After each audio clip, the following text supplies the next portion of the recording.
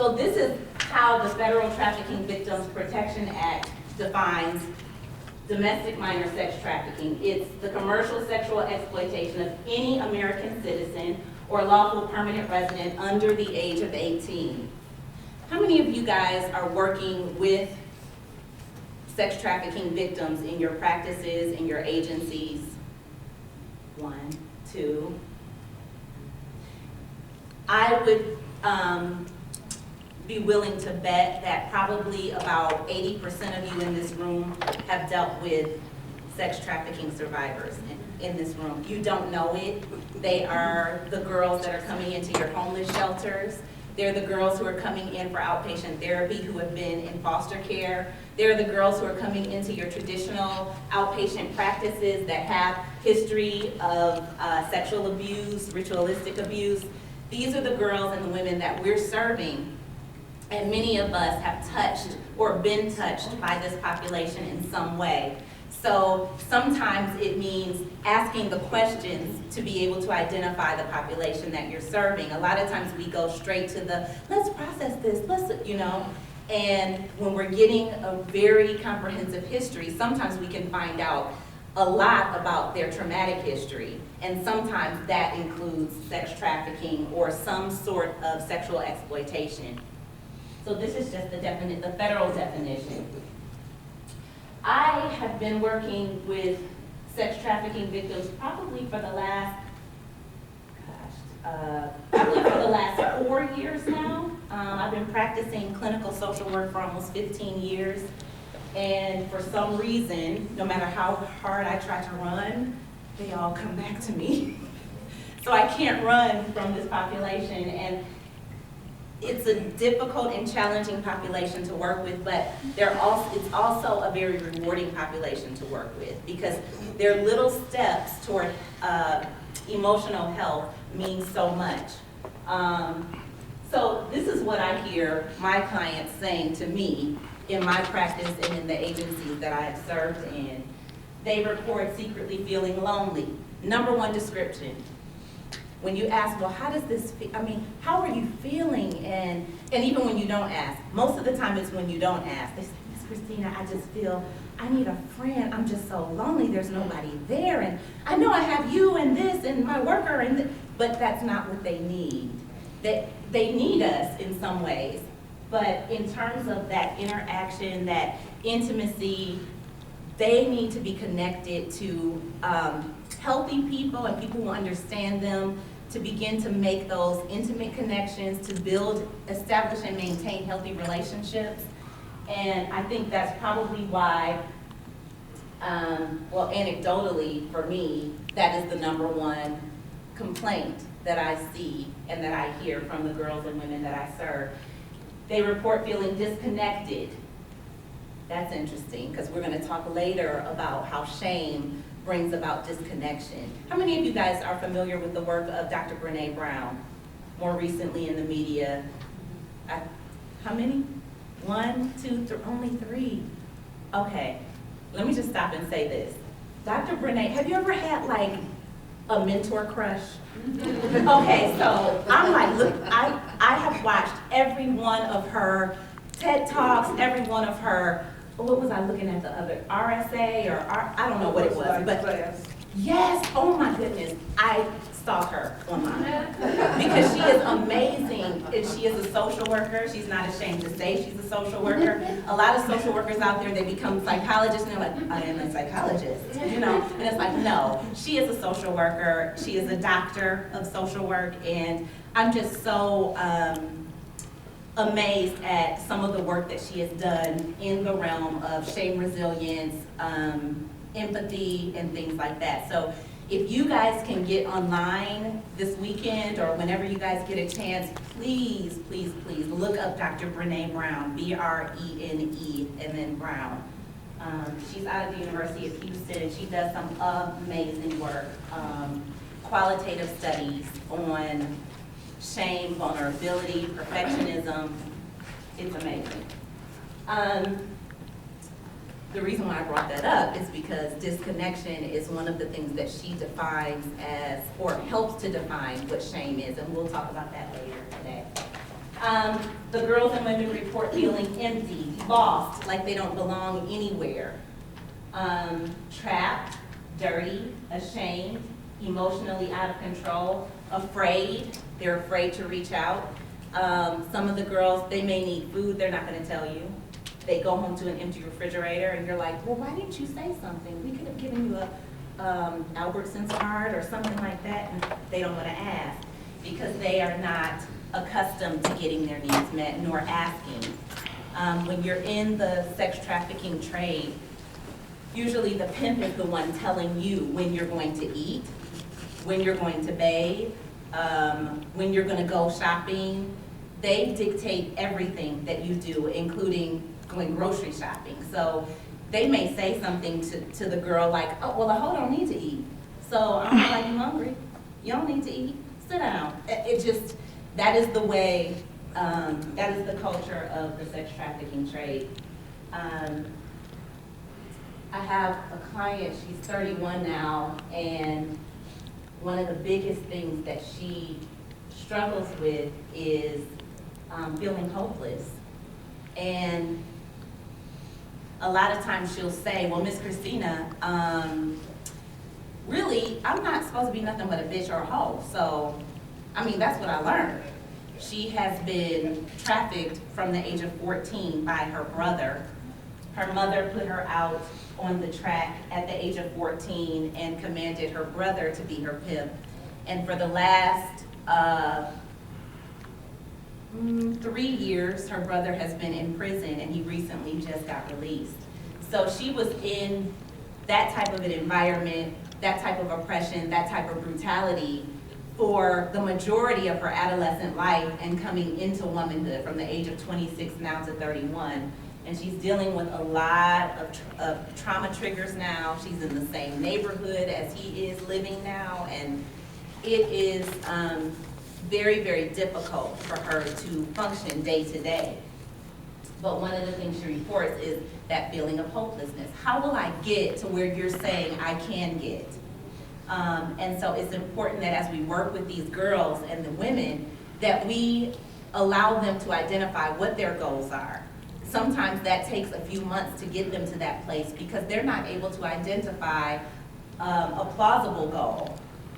Something that we would deem as plausible, like, oh, I kind of want to finish my GED, because they can't look past what they were told they were. Even in today's monologue, it talks about you can't get free from who I told you that you are. And that's what some of the girls and women struggle with. And then the last one, brokenhearted. I think it's so amazing that, and I just discovered this not too long ago, but when we talk about being brokenhearted, we're gonna learn today how that is an actual physiological state of being. It literally is a physiological condition, and we're gonna learn about that today.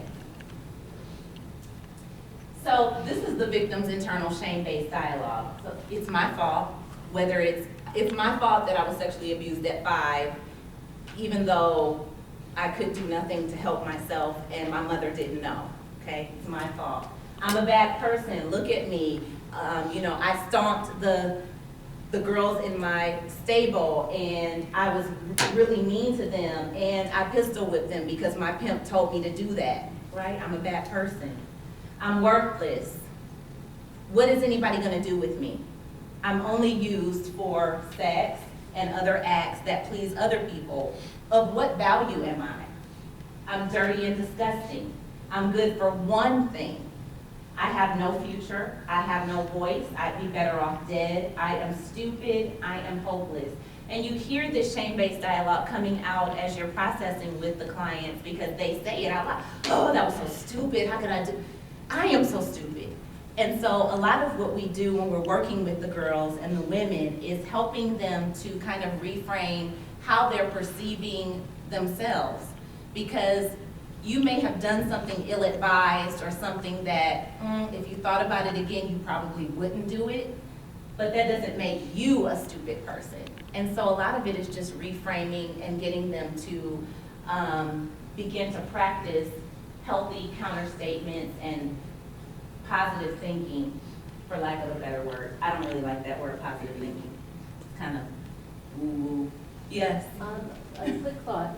If we are too quick to say that you're not a stupid person, you may have done stupid things, they're not going to believe us, they don't trust us. Mhm. We're telling them something so different from what they believe.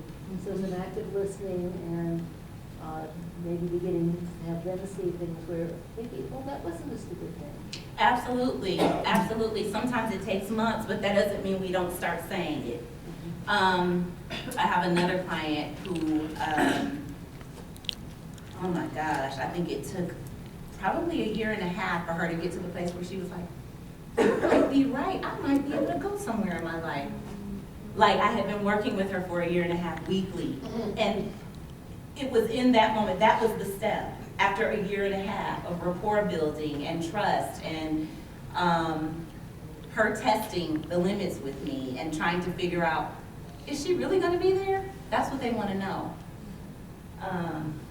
So yeah, you're right, Nancy. They're not gonna receive it. Usually they're not gonna say, yes, you're right, I am worthy, I am hopeful, I am, no, they're not gonna do that. You don't know what you're talking about. So, this slide we're gonna briefly go over because I hope that we all know the difference now between shame and guilt. We're social workers.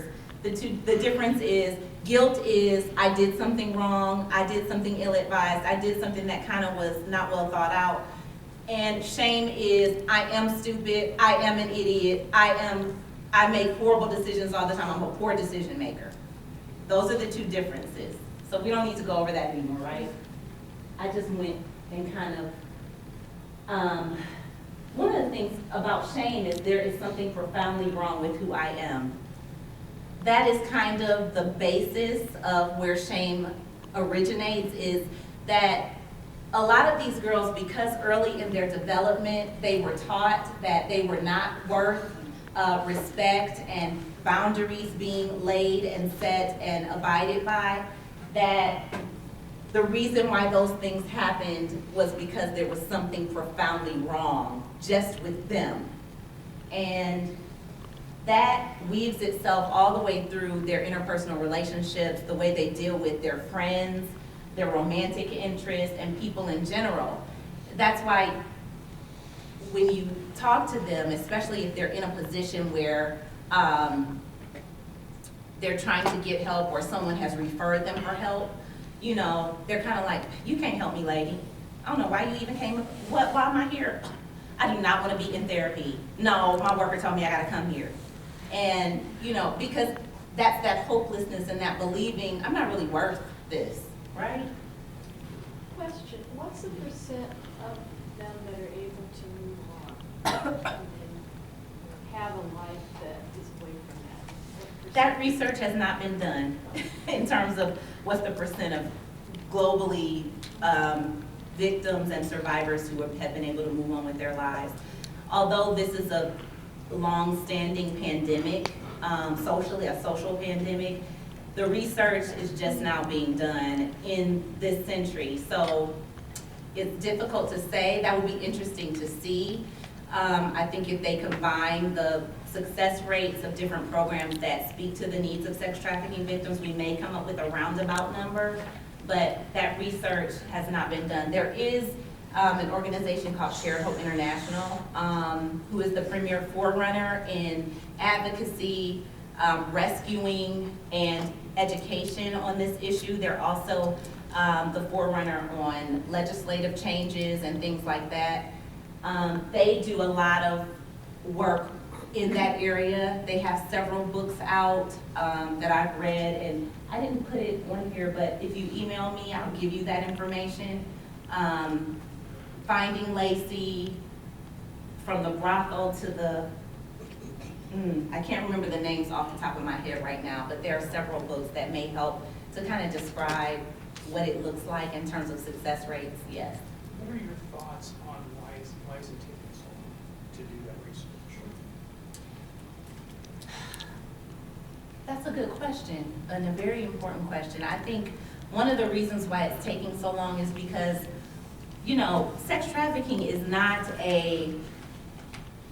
it's not something that a lot of people want to come and learn about. I'm actually shocked that this many people are in today's training. I was expecting like 10 people, because people don't, the general population, they don't want to hear about shame. They don't want to hear about very oppressive brutality. They don't want to hear about, you know, that the casinos are funding and supporting these on the underground. They don't want to look at what the issue really is. And because, especially in Las Vegas, it's very prevalent in Las Vegas. And as you know, the primary industry in Las Vegas is gaming. And I think the gaming industry, if they really wanted to help, that they would begin campaigning against this. But the problem is, their hard hitters are making money from this industry. And that's kind of the insidious secret in Las Vegas, that, oh, that's horrible, this is, how could this happen to people? Okay, what are you doing? Oh, well, we gave $5,000 to one organization. Okay, but one property made $4 billion last year. One MGM property, one, and you gave $5,000? Really? So, I think one of the biggest problems is that the public is not comfortable with images that victimize and traumatize and expose America's men, because primarily who is being the victimizers, the perpetrators are men. There are female pimps, there are female madams, we know that, right? But primarily, those who are victimizing the girls and the women in our communities, they are male. And so are the people who are leading the gaming industry. So you kind of parallel those two, and you kind of come up with just a conjecture about perhaps why that may be.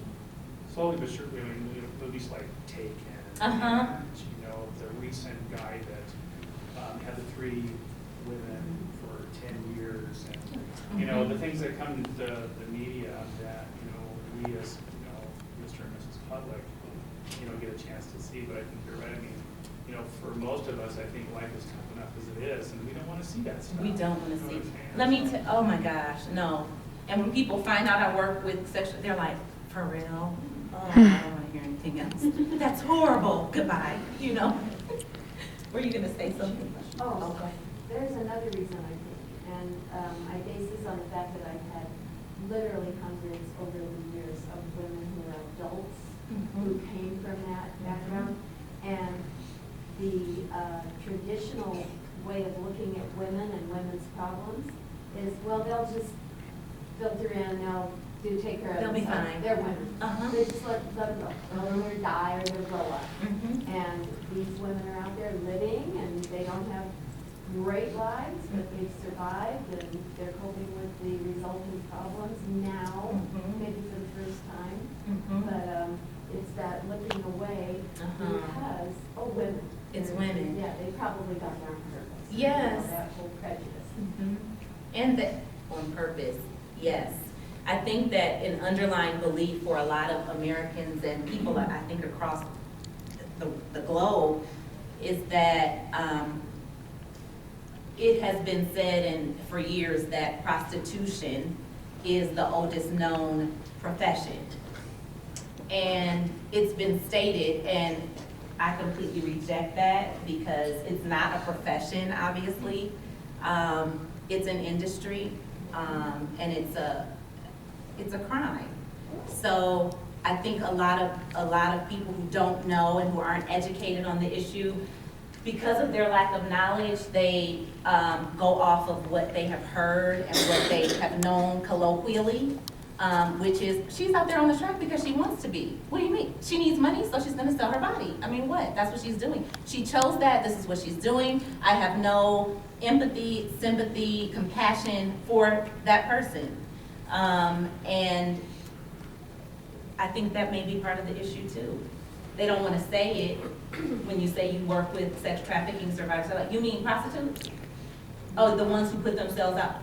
You know, they don't get it. And so education and awareness is huge. I think that's actually not a good point. What you were just saying, that it's kind of like that mentality, you know, where they're being shamed and it's blaming the victim because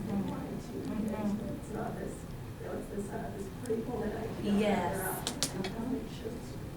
And it's glamorous, and this is what they like. Let's talk about complex trauma. I want to keep my time today, but I need to. Got quite a bit of time. So, complex trauma. We all work with people who have had trauma. We have had trauma. Every human being on the earth has experienced trauma, okay? But there is a trauma continuum. Let's talk a little bit about what complex trauma is, and then we'll move into kind of the trauma continuum and how it starts with simple trauma and goes up through complex trauma. So what makes complex trauma different from other forms of psychological trauma? Well, complex trauma refers to traumatic stressors that are interpersonal, okay? They're premeditated, they're planned, they're caused by other humans, they violate, they exploit another person, and one thing that's not listed here is that they are increasing in intensity each time. And that's why the girls and women who have been traumatized through the sex trafficking trade are labeled. They are identified as being complexly traumatized because their primary trauma usually began in their early developmental years, between the ages of 0 and 5. And usually it was a sexual trauma, 0 and 5, 5 to 8. And they move up in intensity because it becomes interpersonal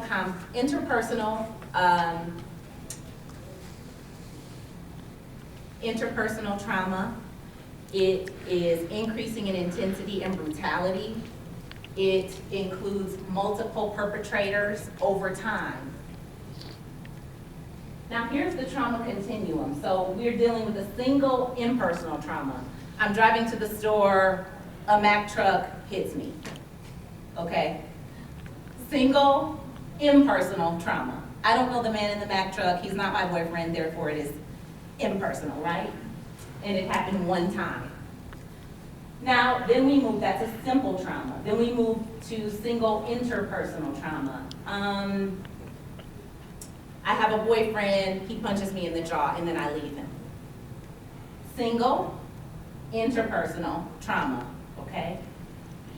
We're dealing with simple trauma, basic trauma, and then going here to multiple interpersonal with a single perpetrator. That's usually when you look at domestic violence, that's what you're seeing, is severe trauma, okay? And we move from severe trauma to multiple interpersonal, multiple perpetrator trauma. That is identified as complex trauma because it's increasing in intensity and brutality. It has multiple perpetrators, and it is multiple perpetrators and multiple interpersonal trauma. So imagine the girls and the women who are out on the track or working in an agency, multiple interpersonal traumas by multiple perpetrators. 14, 13, 14, 15, 16-year-old girls being forced to turn 10, 12, 15 tricks a night and to bring in $1,200 a night in order to serve, feed, and take care of the stable, okay? Which is her pimp, the bottom bitch, as they call her, and the, yes, that's what they're called. She was like, and the rest of the household that they're all living in. So that helps us to kind of understand how, when we talk about complex trauma, it doesn't mean, oh my gosh, her father abused her for 3 years when she was 9. That's different. That is severe, but complex includes multiple perpetrators, increasing in intensity and brutality. Okay. And it's also termed as developmental trauma disorder. So how many of you are familiar with that? Since the DSM-5 has been, they were working on that, trying to coin it. What was that again? Developmental trauma disorder. Thank you. So this is some work that was done by Dr. Arthur Becker from the Center for Family Development in New York. And I think it's important that we kind of go over this briefly before we get to shame so that you guys can understand how it works. So there are 7 functional domains that are impaired by complex trauma. 7 functional domains. According to him, we all function under 7 domains, every person. But the person who is complexly traumatized, these 7 domains are impaired, okay? So 1, attachment. The girls who are struggling with complex trauma, they see the world as a dangerous place. It's uncertain. You said you were gonna come over, but are you really? You said you like me, but do you really? You said you were my friend, but are you really? Everything is uncertain, nothing is sure. And so they live in this kind of state of disequilibrium emotionally, where their relationships are not fluid, but kind of vanishing, almost like a slippery fish for them, every relationship. I don't know if this person is gonna be there for me. It's constantly. And for obvious reasons, they have not had an opportunity to develop healthy attachments. Many of them have disorganized attachments, and so that's why you see a lot of the borderline behaviors because of their disorganized attachments. Oh my gosh, Miss Christina, you are the best therapist I ever had. In the next minute, oh, I can't stand you. You keep giving me all this homework. You know, and it's like, okay, 1 minute this and 1 minute that, 1 minute this. So that's why we're looking at this, and it is a function of the complex trauma that they've experienced. A lot of the girls and the women suffer from psychosomatic issues, biological issues. A lot of them have gastrointestinal issues because of the anxiety. They're lying in bed and they report, you know, I'm just lying in bed, everything is quiet. My child is in the bed, and I just start feeling like something bad is gonna happen. It's horrible. Somebody's gonna come through the window and hurt me. Those types of experiences in hyperarousal with no stimuli, that's what we're seeing. And it impacts that gastrointestinal system, obviously, right? Would it be kind of like PTSD? Yes, Yes, it would, very good. Yeah, those are some of the symptoms. The hyperarousal is a symptom of PTSD. Yes, absolutely. So mood regulation, we're seeing their difficulty regulating their emotions. And so part of what we're doing is helping them to learn emotion regulation, right? Teaching them through CBT or DBT. How many of you guys were in the DBT training today? Wasn't that good? Yeah. That was really good. And I think that it can inform our work when we're doing process work with the girls and the women that we're serving who have been complexly traumatized. With DBT, though, they don't process as much as I think is needed for this population. But some of the components of DBT are definitely effective for the girls and the women. So they struggle with mood regulation. You know what, not just the regulation, but identifying the emotions. No one ever asked them how they felt, okay? Unless it was in a sex act. Does that feel good to you, baby? That's what they were asked. There was not, how do you feel? I mean, what does that feel like? I mean, are you okay? Is it easier for them to just become emotionally unavailable? Say that again? Is it easier for them with this, the regulation, just to become emotionally unavailable? Absolutely. I think that in a lot of ways, they do become emotionally unavailable so that they don't have to be touched by anyone and they don't have to touch anyone emotionally. And so that's why sometimes you might see some of the loneliness reports, because when you delve deeper into it, you're asking them, well, have you reached out? What have you done? Well, I don't trust her. I don't know them like that. And part of that is because of their trauma. It's like the world's becoming a scary place. Mm-hmm. Absolutely. Dissociation, I have a lot of women coming in and saying, I don't know what happened this week, but I was walking around feeling like I was watching myself. And that happens a lot with our girls and our women. because of the trauma that they've experienced. They have a lot of depersonalization symptoms and dissociation in general. Yeah, I have so many stories, but I'll share some more later on because we'll be here like for 5 hours. Behavioral control and impulse control.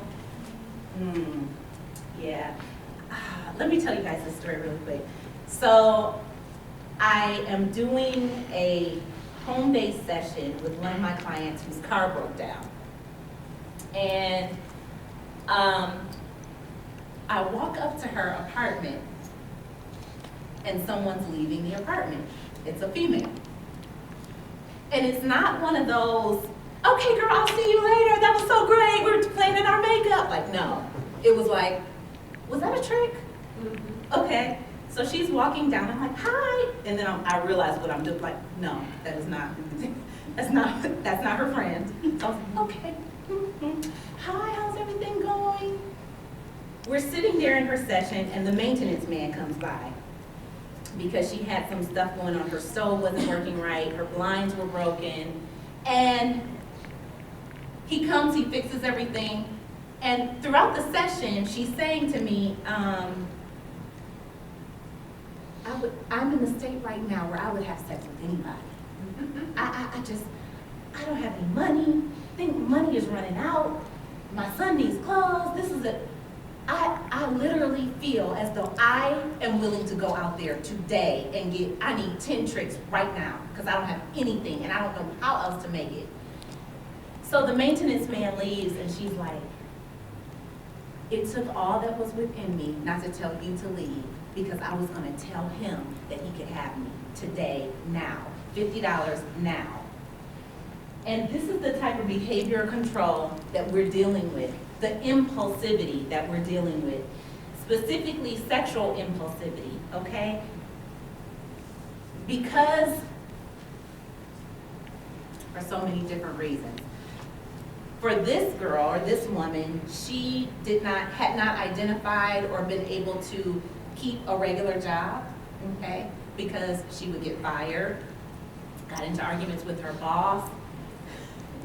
I mean, calling her boss a B and just loud and not in control of her mood, okay? And so for her, in her moment of desperation, that is when her trauma was triggered. And in those moments prior to me getting there and her reaching out to a trick and getting some money, still needing more, her being emotionally out of control is what led her to, in her mind, think, how can I connect to at least 10 people today that would pay me $50, and then I could pay for this, because she owed somebody some money that she had borrowed. So thinking, problem solving, decision making, impulse control, those are big deals to girls and women who have been in this life because they have not been taught to, nor have they had an opportunity to practice impulse control. Guess why? Somebody else was controlling everything. And so how do you learn self-regulation? It's like when we have children, I have 2 boys at home. I tell them, I'm teaching you how to control yourself so that nobody else has to control you. So this is something that they didn't learn. That, okay, no, you're gonna need to control yourself. That didn't happen with them. And then they get into this life and they haven't even seen it modeled because they have uncles and brothers and sometimes aunts who have sexually abused them and come in and do whatever they want to them and say, you should have done what? You need to do it. You better do it. Sort of question. You're describing a lot of my clients. Yeah. I keep seeing you going like this. Yeah, oh yeah. I have one in particular right now, but I'm curious. You know, I have removed her from the street. She's in a homeless program, and we have therapy, and we have caseworkers and social workers. Yet her behaviors continue when she walks out her door, and it's impulse, like you're saying. And I wonder if it's because she doesn't have enough empathy or telling her what to do, and she just makes. All of a sudden, she'll leave for an hour and come back with a laptop. Where she get the money for the laptop, you know. So I'm wondering if, you know, we're trying to guide her the right way, but she's guiding herself impulsively. So, I mean, what is that to her? I'm just listening to you trying to figure that out with her, that behavior control is so bizarre. Yeah. Because she has everything, She has the services in place, Right, but right. the work, it's a long-term work. yeah. And it does not, Right. it's not like, okay, well, 24 sessions, because I'm trained in TFCBT, CBT, and all these limited sessions, and it doesn't work with them. That limitation, it doesn't work with them. And so sometimes we have to come back and rewind with them and say, let's make a different choice. Let's make a different choice. Like with that client, I said to her, she said, and I have a job interview tomorrow. I said, okay, you have a job interview tomorrow. You present very well in interviews. You know how to dress. I see you have your suit hanging up on your door that you're gonna wear tomorrow for the interview. But we're talking about how you were gonna make the maintenance man into a trick. Can you tell me how that connects? Sometimes you have to go there with them. You can't say, well, we're gonna do some cognitive restructuring. And what I would like for you to do, no. How about this? That and what you just said don't match. Okay? That's what we have to say to these girls so that they get it. Short, quick, you get it. And so at the end of that session, I said to her, okay, I want you have the appointment at 9 o'clock tomorrow. I want you to text me as soon as it's over and let me know if you got it. I am guaranteeing you that if you try your best and present yourself, your best self, that you will have a good chance at getting this job. But I want you to take your mind off of how much money you can make right now, and how much money you can make in the next 2 weeks, 4 weeks, 6 weeks, 8 weeks, because you're gonna get paid every 2 weeks. And you won't have to spread your legs in order to make $50, because you don't like doing that, do you? No, I hate it. I've been doing that since I was 14. Okay, you hate it. Now let's choose something different. That suit, that's what you're gonna wear. And you're gonna go to the job. She texted me the next day, this is not a lie. She got the job. She did get the job. I'm so glad I didn't guarantee her she was gonna get it though. Like, I guarantee you will get the job, choose the right thing, and you will be blessed. No. I mean, that's kind of true, but not in that case. Okay, cognition, problems focusing and completing tasks. Yeah. With trauma, I have learned that a lot of times,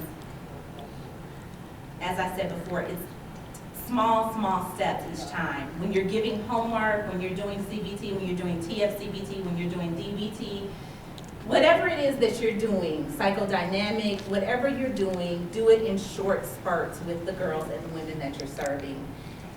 Because of the trauma, it short circuits their ability to focus for long periods of time. So you're not gonna say to the girl, I want you to write several pages if you can and process it out. What was my childhood pain like that caused me to, let's name 5 things you need to forgive.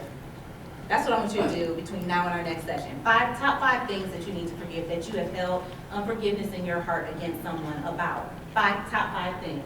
And then you process in the session. The other thing is, what you'll find is if you give these long, processed out homework assignments, or what I don't like to call them homework, I call them therapeutic exercises, but it's homework. They will come back and they'll say, you gave me that and I started writing and I stopped writing. And then there's a session right there. Let's talk about why you stopped writing. Not, well, you are expected to do these. I mean, you are not cooperating with the therapeutic process. We don't want to go there because guess what? There's a reason why she stopped writing, and we're going to delve into why she stopped and then help her to gain the courage to pick that back up at whatever point.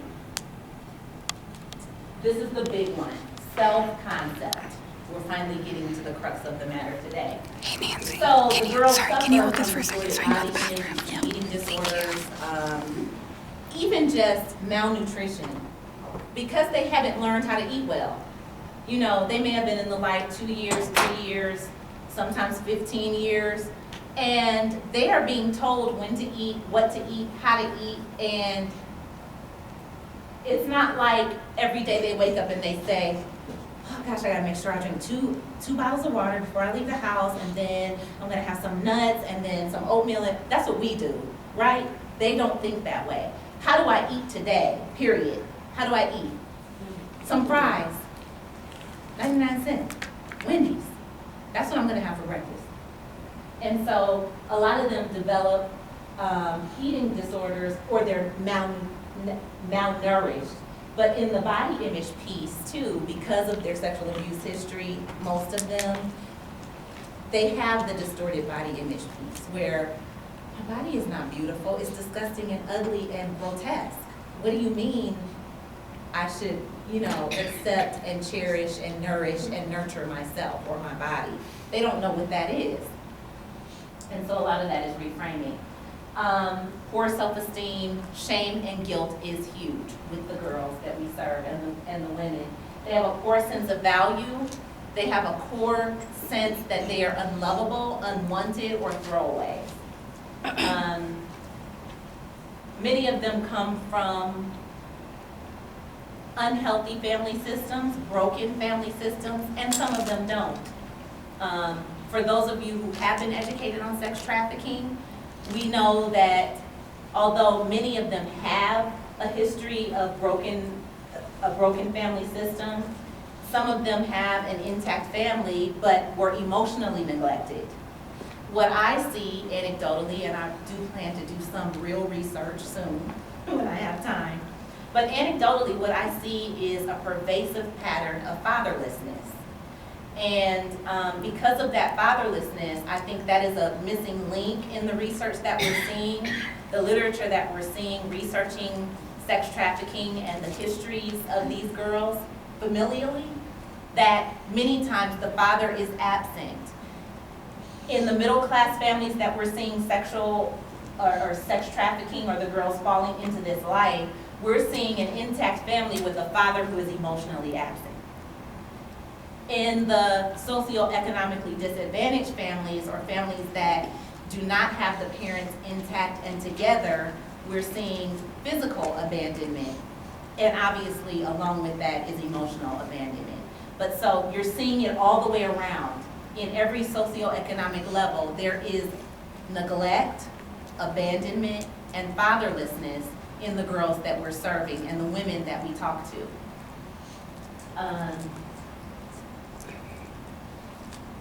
Okay, so we see a lot of fear and shame-based behaviors. We see a lack of trust, as we talked about before, and big-time intimacy challenges. I have a 19-year-old that I see who, she's in a relationship. She recently had a little boy, and she's with her boyfriend. They're together, and she's like, I am not used to all the loving and hugging and touching that he's doing. I just, if we're gonna have sex, then have sex. That's it. Don't touch me, don't look at my eyes, don't feel my neck, don't do anything, okay? So she struggles with the intimacy piece, not the act, but the intimacy piece, because there's so much shame around that for her that she would much rather do the act oblivious and turned away from any emotional connection than to look her boyfriend in the face and experience each other together. She does not want to do that because that's very scary for her. And so we're working through some of that, some of those challenges. Yes. Okay, so understanding shame. Who can tell me just from your own definition to you, what is shame? What is shame to you? What does that mean? If you could define it. I see eyes closing, I know, right after lunch. I'll start with her. Feeling bad for some right action that you committed or that I would commit. Okay, okay. Lack of ability to love yourself. Lack of ability to love oneself, yes. Embarrassed. Embarrassed, Anybody else? Yes. Humiliation. Humiliation, okay. Anybody else? Yes, miss. Sense of being not okay. Sense of being not okay, okay.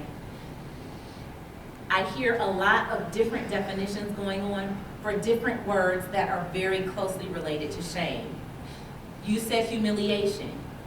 The difference between humiliation and shame is when you are humiliated, your internal dial, emotional dial says, that happened to me and I did not deserve that. How could she do that to me, right? Shame says, that happened to me and doggone it, I deserved it. I am nothing. I am horrible. I suck, right? Humiliation is different. Humiliation stands on a platform of worthiness, okay? Shame does not. Shame does not have that platform, okay? And then for you, you said doing something bad and feeling bad about it. That is exactly what guilt is, okay? Guilt is understanding that you did something bad, you and the act are separate, right? And you are looking upon the act and recognizing the act that I committed is not in alignment with my values, right? It's not in alignment. That is guilt. And inability to love oneself is an excellent piece to the shame piece. And Nancy, an internal sense that I'm not okay. Let's go to the definition of shame. This is what Dr. Brene Brown defines shame is through all her research. It's an intensely painful feeling or experience of believing we are flawed and therefore unworthy of acceptance and belonging. Loneliness, belonging. You see how those two tie together with the things that we've been talking about today? Women often experience shame when they're entangled in a web of layered, conflicting, and competing social community expectations. Shame creates feelings of fear, blame, and disconnection. I'll give you an example that I have not experienced complex trauma, but I know what shame is. A few years ago, I had my son in a private kindergarten, I think, private school, kindergarten. Was it kindergarten? First grade, I think. And at the time, I owned my own agency, and I came to maybe, if there were 20 field trips in the year, I probably came to 10, okay? I think that's good. I mean, my husband went to the rest of them. See, I'm already trying to like unfold. So the teacher apparently didn't, okay, so let me just, I come to parent-teacher conference. It's the spring parent-teacher conference, which usually happens in April. And I walk in, and she says to me, "Oh, Mrs. Sanford, I'm so glad you found some time, moments out of your busy, busy schedule to come and see about your son." Wow. So, as a mom, I'm already struggling with, oh my gosh, I'm working all the time, and then, okay, let me hurry up and get home and help them with their homework and make dinner and still take them on trips on the weekend and still, you know, all this stuff. The summer, the family vacation, and then me and my husband's vacation, and then so I come in and I'm sitting there and I'm like, oh, yes. I froze, which is my response to shame. And we're gonna find later that we all have our own responses to shame. Mine is freezing. So I told my girlfriend what happened. She goes, "Why didn't you tell her that," you know? I was like, I couldn't say anything. I was just like, I can't believe she said that to me, you know? So that is my shame response, but it triggered my own feelings of insecurity about my parenting. I'm working too much. I own this agency. Maybe I should close it so I can be home with the kids. No, but this is my life and my dream and my love, but so are they, you know? So all of that was in that moment, and shame was triggered inside of me just from her ridiculous, okay, I'm not gonna judge her, but her statement of judgment. So that is what shame is, right? When somebody says something that's inside, we're like, you know, we don't let them see it. We feel flushed, we feel frozen, or we fight with our words. You know, oh, I'm sorry, I've been to 10 field trips and I'm at the school every day after school to pick him up from school. I could have said all of that. But then it would have been, thou protested too much. So we all have our shame triggers. What are the roots of shame? So the roots of shame: abandonment, unresolved grief and loss, abuse, neglect, especially the developmental dependency needs. When we're going on the hierarchy of needs and those needs are neglected and not met, then we see the root of shame begins there because the basic needs have not been met. Unresolved trauma, of course, is what we see when we're looking at the roots of shame. So this is where all of this springs from. And the reason why we all have shame is, guess what? We all have something in there. There's something in our lives that speaks to one of these 5 components of the roots of shame. All of us. Oh, this is my favorite part. Oh, I wish I had a pointer. I didn't even put this on. Should I put it on now? You can hear it. Do you want to point too? Yes. Do you have one? Thank you. I love this part because it helps us to learn about the brain and how our brain is so amazingly made.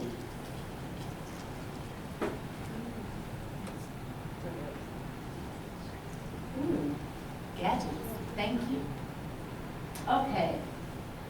So this is obviously a very simplistic picture of the brain, but I chose this because here we are, this like hot pink thing that I'm pointing at, that is the amygdala.